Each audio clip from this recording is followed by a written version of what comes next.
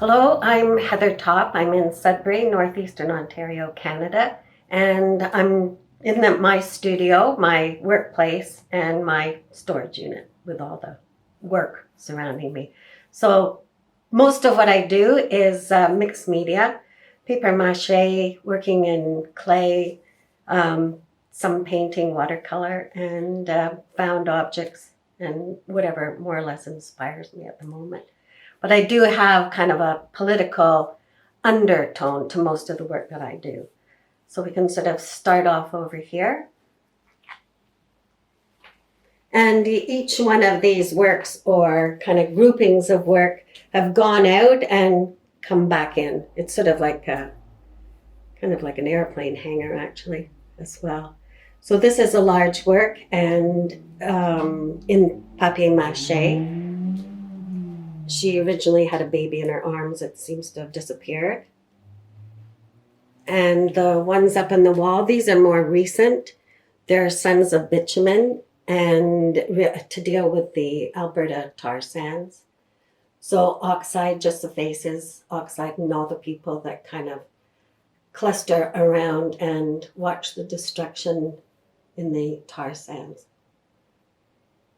And then these ones over here, they were a whole, small room, a grouping of ballet dancers. They've all gotten pretty much moved around a bit too much. There's 18 of them, and they had little tutus, and it was called Spring Recital. So it was the last recital, and they were mounted on the wall at different levels with birch trees in between them. And one of the things that I've used in my work a lot are moose teeth. And I did that because it's sort of a memorial to the moose. At some point, somebody decided how many to hunt, had a number, and I could never understand that.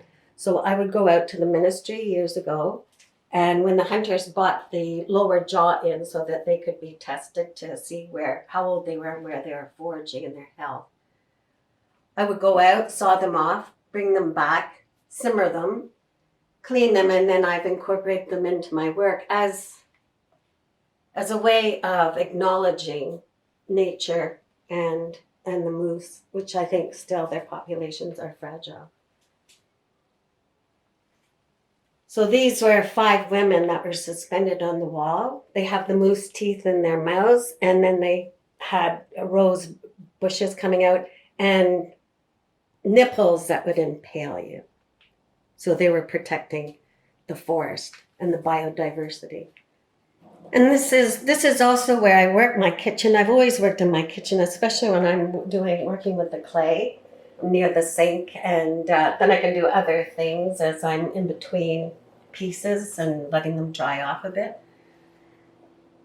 And a lot of the work that I do in clay, I love raku, but also the texture. The texture is a big thing that, I just like working with texture. And this is a series that moves the beam back because after working with the clay or paper mache, and I get saturated with that medium, I move to the painting or some other medium. And again, color, women taking their space, the big hands, busyness, the work of women. And then women having a drink.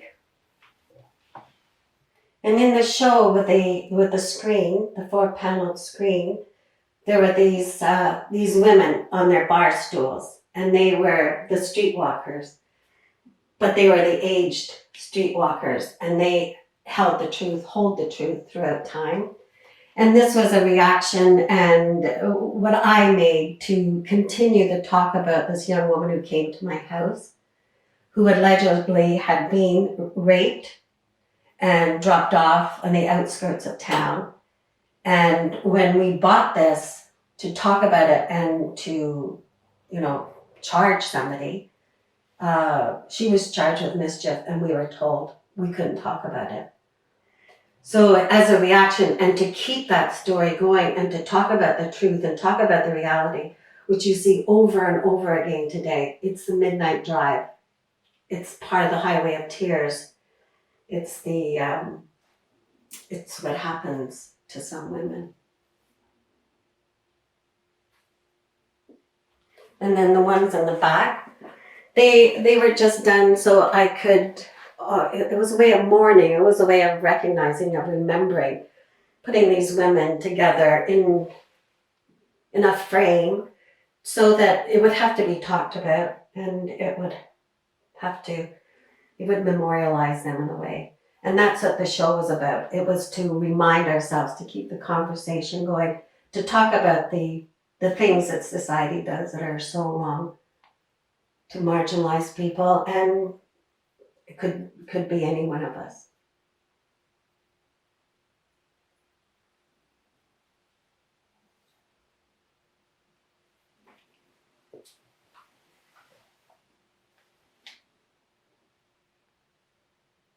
I've always seen art as sort of a visual conversation. It's everything that annoys me and that I have to find a way of sort of putting it into something that will symbolize my sort of a whole kind of accumulation of my conversations about different issues.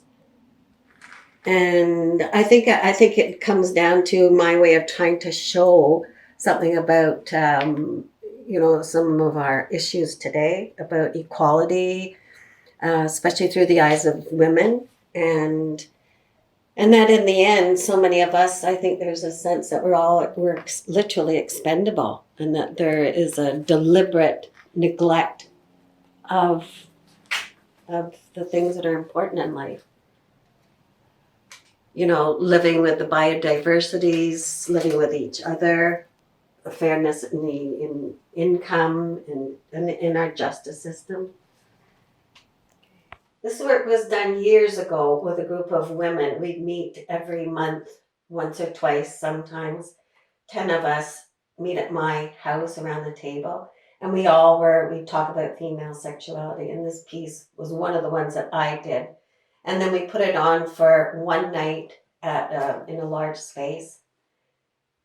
And I think it represents where and how I've sort of carried the same narrative through my work about women, about the women taking up space, about the big hands, women's work, and talking about things that are really imperative today for tomorrow. It's a woman's scream, really.